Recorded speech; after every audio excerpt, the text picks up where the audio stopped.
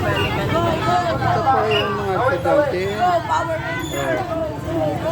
Yan, mga tumatawid dito. Yan ang binabantayan namin dito. Dito sa St. John, mga tumatawid na mga estudyante. Kasi may school dito malapit.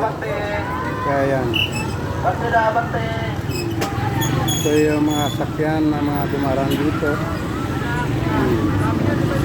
Kaya kailangan mag-traffic po kami pag nagalabasan yung mga estudyante, yung mga pasukan. Yan. Abante, atras. Kaya salamat sa inyo sa nakapanood. Pakipalo na lang po. Hindi naman nakapanood. Ka muna dyan. Okay. Muna go.